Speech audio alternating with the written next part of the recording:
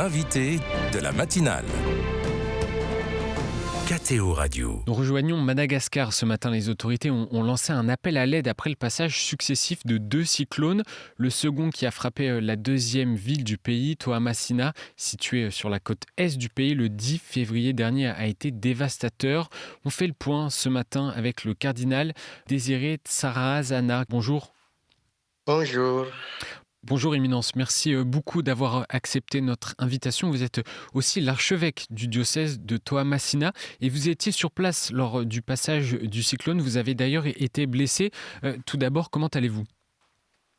Je vais de mieux en mieux parce que pendant le cyclone, le vent est tellement violent que ma porte était ouverte. J'ai essayé de fermer ma porte, le vent m'a poussé, puis je suis tombé. Et puis voilà, donc j'ai une analyse radio, donc Dieu merci, il n'y a pas de fracture interne. Donc je vais mieux maintenant. L'archidiocèse déplore 59 personnes décédées et plus de 250 000 sinistrés. Un peu plus de 2 semaines après le passage du cyclone, quelle est la situation sur place ? Bon, les gens essaient de réparer comme ils peuvent. D'abord, les habitants, parce que tout est ravagé, surtout les bâtiments en tôle. Impossible de résister. Tous les bâtiments en tôle, si ce n'est pas protégé, les tôles sont partis.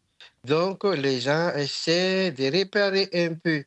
Mais voilà, tout est cher maintenant, même les prix augmentent, les bois augmentent. Donc voilà, ce qu'on attend, c'est que les prix baissent pour que les gens, surtout les petits, puissent acheter. Et reconstruire effectivement leur habitation. Reconstruire, oui. Et puis tous les bâtiments, les écoles, les églises. Il y a beaucoup de bâtiments sont détruits. On ne sait pas par quel bout commencer. Ouais, c'est le désastre. Je n'ai jamais vu un vent si violent à Madagascar. Sur le plan humanitaire, quelle est l'urgence pour les familles sinistrées et les familles déplacées ? Voilà, l'urgence, c'est de quoi à manger d'abord.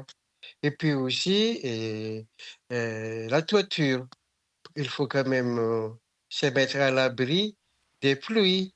Donc, parce qu'il pleut actuellement. La nourriture, et puis les tôles, les bois, pour que les gens puissent reconstruire. Et il faut rappeler que 75% de la population vit à Madagascar et également à Toamasina sous le seuil de pauvreté. Oui. Donc, c'est vraiment un appel d'urgence pour que les gens puissent manger à leur faim. Ils ont faim, ils n'ont rien à manger.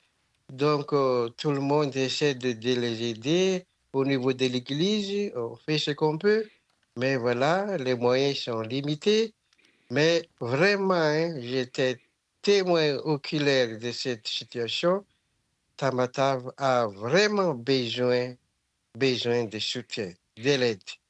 Tamatave, qui est le nom colonial de Toamasina, je le précise aux auditeurs, on parle bien de la même ville. Éminence, on sait combien l'Église catholique à Madagascar n'est pas riche.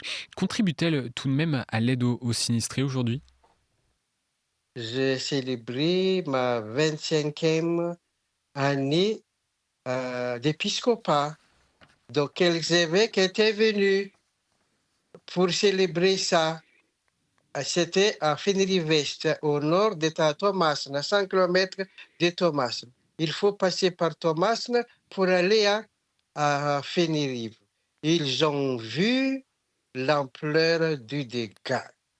Ils ont vu de leurs propres yeux les évêques. Donc voilà. Ils ont fait un appel, les évêques appellent d'urgence à tout le monde. Donc, vraiment, je suis reconnaissant.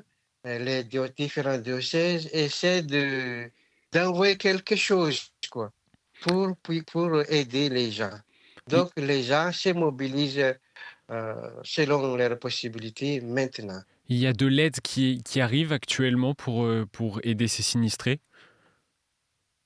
Oui, il y a de l'aide au niveau de l'État et puis aussi au niveau de l'Église. Au niveau de l'État, je ne sais pas trop comment ça marche, mais au niveau de l'Église, on a ouvert un compte spécial, un compte bancaire pour le cyclone. Donc voilà, tous ceux qui veulent aider, donc voilà, le compte existe. Et puis on se mobilise pour que tout se passe comme il faut. Et Voilà. et du côté des églises et des locaux paroissiaux, est-ce que vous avez réussi à faire une première estimation des dégâts qu'il y a eu? Ici à Tamata, bon, les cyclones, vraiment, c'est étonnant parce qu'on dirait qu'il a visé Tamata ville et ses environs. Donc, il y a pas mal d'églises et surtout des écoles, des bâtiments publics décoiffés. Donc, bon, c'est pas facile maintenant de donner des chiffres exacts, mais j'ose dire que sont nombreux les bâtiments décoiffés. J'ai pu visiter, par exemple, 5 églises, grandes églises, complètement, les tôles sont partis. Et beaucoup d'écoles également? Attends. Oui, oh là là. Beaucoup d'écoles. Beaucoup d'écoles. Donc, ils s'organisent comme ceci. D'abord, il ne faut pas que ce soit une année blanche. Donc, ils commencent à faire entrer les classes d'examen. Et puis, on verra la suite. Il y a un retour progressif des élèves à l'école. Voilà, oui. D'abord, les élèves en classe d'examen qu'on essaie de sauver. Quelle est la priorité aujourd'hui? Est-ce que vous arrivez à déterminer un plan d'action pour reconstruire la région ou c'est encore trop tôt d'en parler? La priorité, d'abord, c'est la nourriture. Il faut manger. Il faut manger. L'habitation. L'habitation.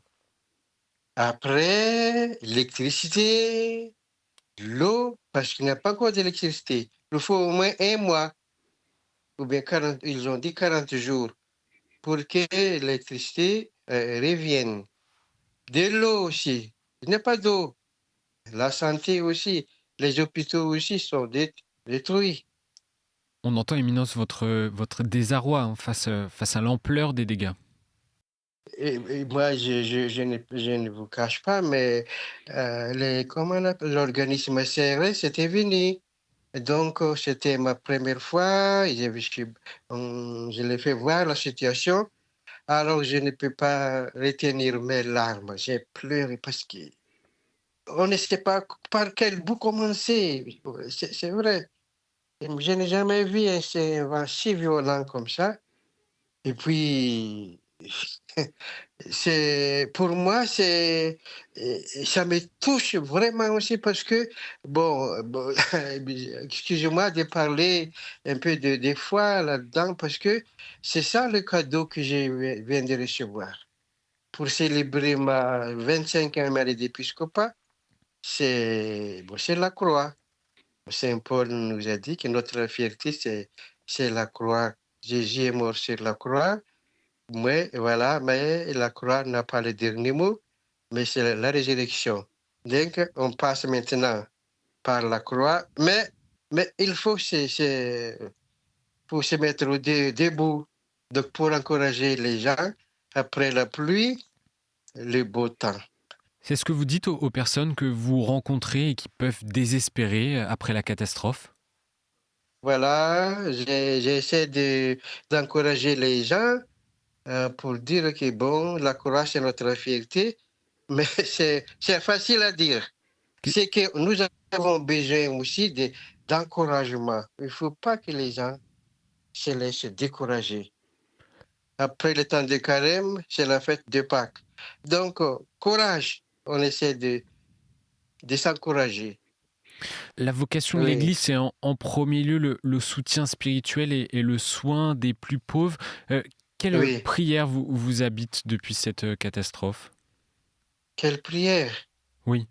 On n'a pas encore formulé une prière spéciale, mais voilà, on prie dans notre messe, et on prie surtout pour les sinistrés, et surtout aussi pour les morts, parce qu'il y a des morts. Quel appel vous lancez aux auditeurs qui se trouvent en France ou ailleurs? Alors, j'appelle à l'aide d'abord, hein, j'appelle à l'aide pour sauver cette ville de Tamatave et puis ses alentours, et puis aussi vraiment des prier pour, euh, pour qu'on on ait du courage. Il ne faut pas se laisser abattre, il faut se mettre debout, voilà. Mais il faut s'entraider, je crois. C'est le moment pour montrer que nous sommes un, il faut s'entraider. Merci beaucoup, cardinal Désiré Tsara-Azana, d'avoir accepté notre invitation et de nous avoir fait part de votre désarroi et de la situation dans la région de Toamasina et dans votre archidiocèse après le passage de ce cyclone, donc le 10 février dernier. Merci à vous. Merci beaucoup.